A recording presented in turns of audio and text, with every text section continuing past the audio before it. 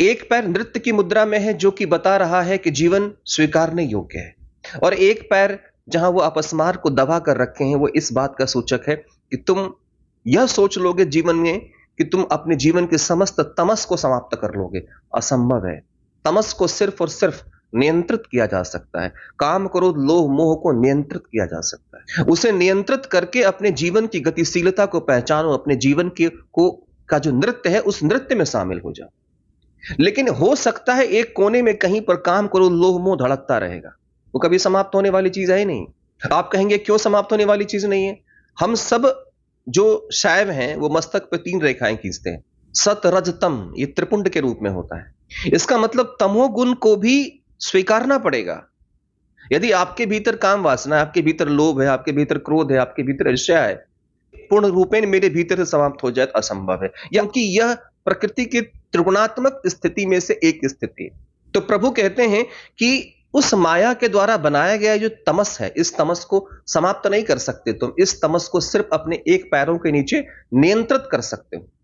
एक पैरों के नीचे नियंत्रित करने का तात्पर्य क्या है? वो कहते हैं अपने तप के माध्यम से, अपने साधना के माध्यम से, अपने योग बल के माध्यम से तुम इस नकारात्मकता को अपने भीतर नियंत्रित करके रखो। इसके प्रति अवेयर रहो, इसके प्रति सजग रहो।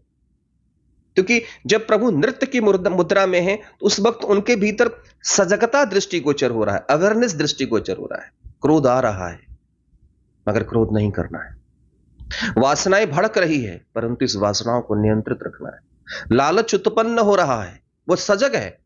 उसने नटराज की भांति अपने एक पैर से उस अपस्मार राक्षस को दबा रखा है जो इन सब तमोगुणों का प्रतीक है।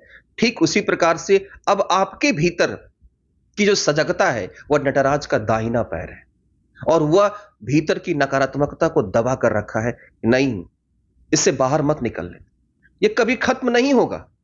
ये तुम्हारे भीतर से हमेशा अंगड़ाइयां लेता रहेगा। और इस स्थिति में सदैव एक बात का स्मरण रखना, फिर भी तुम्हें अपने जीवन की गतिशीलता को संचालित रखना। इसका मतलब है नटराज की प्रतिमा, नटराज का ध्यान यदि कोई व्यक्ति करता है, यदि कोई साधक नटराज का ध्यान करता है, तो विश्वास मानिए, यदि आप अपने जीवन में तमस से परेशान हैं, काम क्रोध लोभ मोह ईर्ष्या भिन्न भिन्न प्रकार आलस्य प्रमाद इन सब से परेशान है, का यह स्वरूप आपके ध्यान करने योग्य है।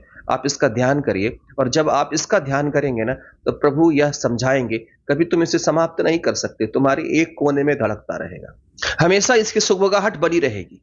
तुम्हें बस चाहिए कि तुम इसके प्रति सजग हो जाना और अपने जीवन के नृत्य को, अपने जीवन की गतिशीलता को, अपने जीवन की दिनचर्या को, अपने कर्म को संचालित रखना।